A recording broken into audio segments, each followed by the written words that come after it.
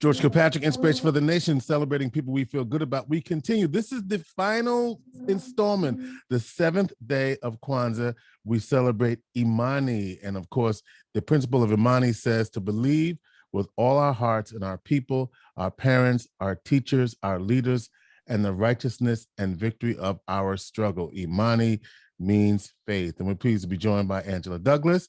Can we call you an author now, a trainer, co-director of Vera House, to talk about Imani and faith in her life and what it means for you as well. Good morning, Angela.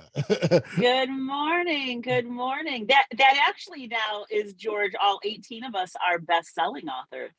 Isn't that right? Congratulations. So tell us about this book, by the way. Yeah, so Ardenae Gardner has authored, she's the visionary author of this anthology book, Stand Up, Resilient Black Women, that is all about our faith, actually, and about our journeys and our struggles. So exactly what you're talking about, which I hadn't connected before until you had just mentioned it, really connects with the book. Each of us have our own chapter articulating challenges in our life, where I think what Imani really is about is not only the faith from our God, our creator, the one that we see, but also the faith that what was put inside of us is so strong that when it connects with what our parents and our ancestors and also our family and those who really care about us, when all of that sort of comes together synergistically, then faith is unstoppable. And I think the 18 authors are a real representation of that. And that's what the book is. And so the book, again, what's the name of the book? It is called Stand Up, Resilient Black Women Shaping the World with Their Faith. And you can get it at my website at horriblybeautiful.com. There you go. So let's talk about one of the reasons why we're doing this series, and this you get the last word, right? This is Imani, yes. The last word. And I thought about you for this particular principle of Kwanzaa, because what we're doing is helping individuals live the 7 principles. You know, we talk about what they are, and a lot of people don't know what to do. How do I do it? Do I light a candle? Do I not light a candle? All of those things. So we're giving people practical ways that this can show up in their life every day in various ways throughout the year. And I thought about you having been aware of part of your own journey and how Imani or faith has played a part in that. Why don't you enlighten the rest of the audience about some of the things that I think that make you certainly resilient in this way, talking about faith. Yeah, thank you so much, George, always for having me on. And I am just really hopeful that what you said would be true. And that would be that people would be able to live out faith in real practical terms. It's not some ethereal, supernatural, unable to acquire, but it is a very real, tangible thing.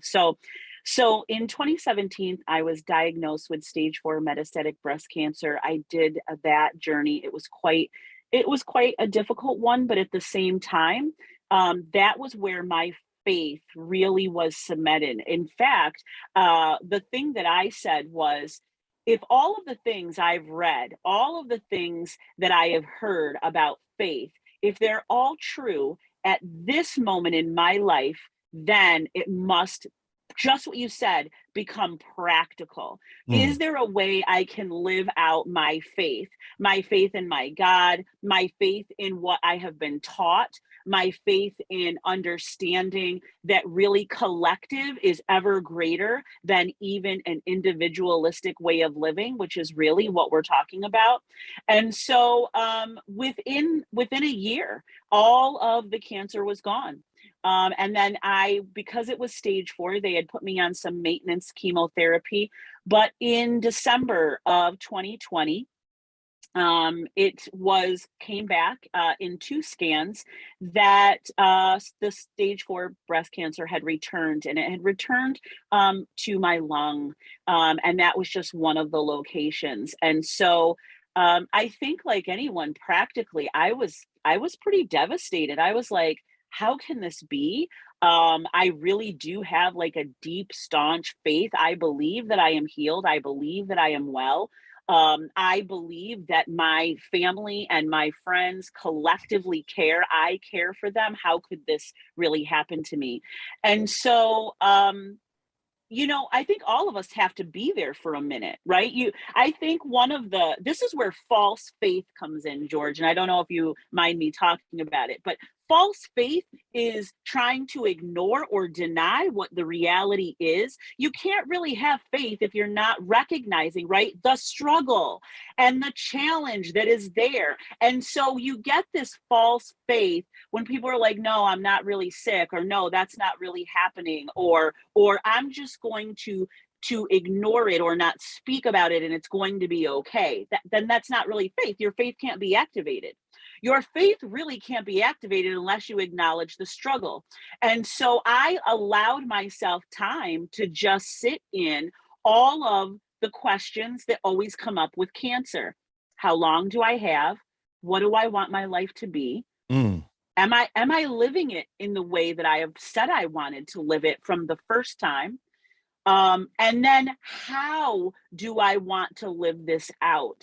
And for me, it is one, recognizing the pain of the struggle, dealing with mortality, but also recognizing that there has been so much we've been given, and if I'm gonna fight, I'm gonna fight strong. I'm gonna fight hard. And the fight is getting up every day and saying that death and the thought of my mortality, if I died, that would really be okay. I know where I'm going. I know what I have a strong faith even in that, but I'm not ready necessarily to Okay. die. So there's the two of them, So right? yes, I'm prepared, but I ain't ready yet. but I'm not ready. And feeling like there is so much more. Like I just feel like I'm just now coming into my own, if you will, Mm-hmm. owning my body, owning my body, in all of its the struggle. That my body is a representation of the fight and the faith that Mm-hmm. I have had. And so just accepting who I am, loving me for me, and recognizing that my faith it's not even just optimism. You know how some people are like, oh, you're just optimistic. No, I'm not optimistic. I am strongly convinced that the things that I set my heart, my mind, and my eyes on will come to pass for me. I Mm. see my body healed. I see my body whole. I see my mind and my emotions healed and whole. I see my life actually flourishing with fruit that represents that. Not only that it would flow to me, but to my children, to my grandchildren, to my great grandchildren, but also to my friends, my colleagues, everyone who is around me should be the beneficiary of my faith. Otherwise, then, how do you honor all of what's come before you if it's not actually overflowing to them? Amen. So having said all of that, and again, having had some witness to that, I remember different times you kept the, I want to say you kept the faith, right? I mean, I don't Yeah. know what else to say, but that you actually did keep the faith, even in the midst of all of this. But now you're peeling back the curtain a little bit to say, but this was what's really going on for me, and how I had to show up, even as I was affirming what I wanted for myself. Yeah, and the showing up in no way for me, it's not performative, it's really authentic. Like Right. I remember a conversation, and I am sure my son wouldn't mind me sharing the first time I had breast cancer diagnosed, and it wrecked my son. And he just didn't know what to do. He's a young 18-year-old getting ready to go off to college. He sees his whole life ahead of him, and then his mom, who he loves, um, is sick. And I remember I took him out to dinner and we were talking, and I just said, I know you're struggling with this. And he just said, Mom, you're way too positive about it. Mm. I'm not there yet. I'm not ready. So I think also this faith is also not, it's recognizing also where everyone else is in your life with it, and also being careful. So in my faith, there is a scripture that really says guard your heart, and I really Mhm. didn't know what that was. But when I was having that conversation with him, I knew it. Suddenly it made sense in ways that it hadn't before, which was my son's grief, my son's thinking about his loss. I could not allow that to creep into my own heart and mind, Mm. because that's not what I was convinced of. I was convinced that I was going to live. That was where Mhm. my faith was. Mhm. And I just said to him, I respect that, I honor that, um, but I cannot change who I am and what I believe because you're hurting. Mm. And that was really difficult as a mom. I think as a mom, we are socialized, trained, reared, groomed, grown up, that everybody else's is what we carry. And one profound thing I've learned is that I cannot carry other people's sorrow and my faith for myself simultaneously. Mm. I have to own one and reject the other when it's Mm. about me. Right. Now, someone else's pain and sorrow, I can carry that.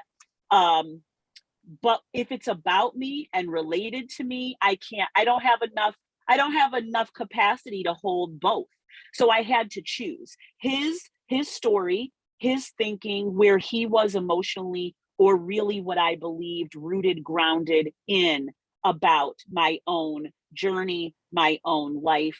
And that was hard as a mother to do that individual distinction. But what I can tell you now is it's healthy, right? Parents and children get enmeshed very quickly. And it was so good for me to be able to be a distinct human being in my own faith and say to him, I want you to find yours.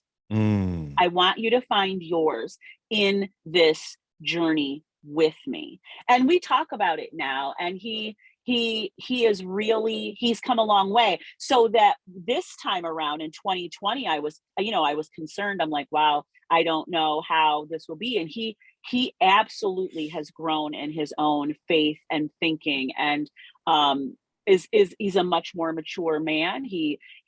But I could tell he had done the work, and he now knew how important faith really was, and that it had to be lived out. And what does that mean? I just also want to say this. It doesn't mean being positive, happy go lucky, smile on your face. It is just staunchly determined to believe that what is good and true and righteous and worthy is for you. Mm. And so, how did that then show up with the news that you had at the end of recent news that you had around this. Yeah, in 2020. Um, like I said, it was a little rocky in the beginning. It took me a minute to get my bearings, but George, it wasn't a smooth process, right? So I started a new chemotherapy. It was quite rigorous. My body didn't respond well. In other words, in two ways. One, it made me very, very sick, and then number two, COVID was existing, and that made it even more challenging. And then I would say number three, I found out it wasn't working. Mm-hmm. So do you put faith in medicine? No.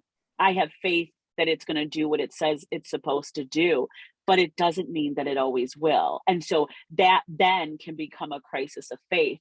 I actually was like, I'm grateful because the medicine was making me so sick.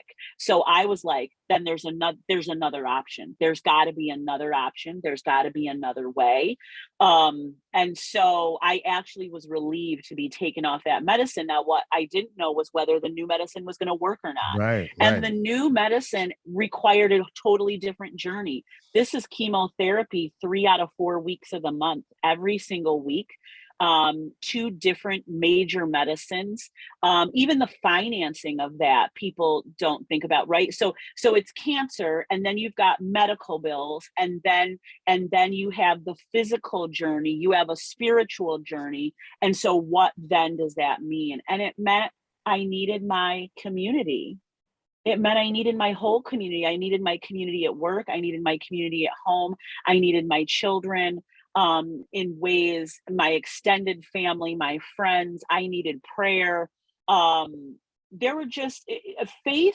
Faith does not mean not receiving. In Mm, fact, you cannot have faith without receiving. mm. You Allowing can't. yourself to receive in some ways, right? Allowing Yes. yourself. So the good news is what? So the glorious great news is that, in October of 2021, I got a phenomenal scan back that it is gone again for the second time. And I really do believe that my faith, in God, in the word, in community, in my ancestors, in the struggle. George, I am mining everything I can, every bit of goodness and learning out of it all. And then to stand in October and know that it's gone. And that I don't have to have even the cancer meds anymore. Mm. Being stage 4 is a pretty powerful thing. And I would say it's a testament to exactly what Imani is about. To believe with all our hearts in our people, our parents, our teachers, our leaders, in the righteousness and victory of our struggle. That there's a victory right there. So thinking Yes. about your journey, what advice or suggestion would you have for others who, on wherever they see themselves in their own journey, in terms of this operating principle of how to get the victory within their struggle? Yeah, I think there's two sides to it, right? Being a former educator, what do you not do, and then what do you do, or what gets in the way, and then how do you live? I think one of the greatest challenges or barriers to Imani and to faith is pride. Mm, And I don't think we talk a lot about it. I don't think mm, we talk about how pride shows up. Pride shows up in really powerful ways. Not allowing ourselves to grieve who we were, mm-hmm, um, not allowing ourselves to receive from others who care about us, mm-hmm, not allowing ourselves to really reconcile with our own mortality and what that can be. And if we rob ourselves and others of that, um, it just makes the journey so much more difficult, right? Will we allow people to care for us, even in ways that we don't necessarily think is caring? I can't tell you, people have said things and done things that I would have never been able to ask for. Right. So when we're talking about collective community, sometimes we need things that we can't articulate. We have no idea. But it's one thing to see that in being in community and in collective. It's another thing that once it's presented to you as a gift and as a blessing, will you receive it? And that's the practicality of it, right? Simple, very, very simple things. I was given, Randy Bregman. So I'm very conscious of what I'm eating and how I'm living. I couldn't really move a lot and exercise a lot. And so there's the juice place at Salt City Market, which I love. Shout out to them. Um, and so Randy just gave me this little gift card so that I was like, this is a juice I'm going to get every week when I have to do chemo. And I was just talking about it, wasn't thinking anything about it. And she got me a gift card and I was like, wow, I didn't really ask, but she gave, right? mm, And mm. it's one thing to be able to say, no, no, no, I don't need that, or give it to somebody else. Like George, that's how I used to be. I would be like, okay, like someone gave me this, who can I give it to bless? Right, Well, right. that's about pride. That's Mm, really about pride. Like you're really not humble enough that you will allow someone to give something to you. mm-hmm, So what if we can get rid of our pride and really live in this place of humility and surrender, but at the same time recognizing we are in a struggle, we are in a fight? What will you focus your eyes on? What will you meditate your mind on? what will you plant in your heart? Who do you believe that you are and will be at the end of that struggle? And so to me, faith is, I have to see it, I have to speak it, I have to hear it, and then I am always looking for it to happen. I'm not looking for just more bad stuff. When I was really young, I had a plan A to Z. Like, if this goes this way, I'm going to do this, and then if that goes, I'm going to do that. As a parentified child, I was anticipating everything.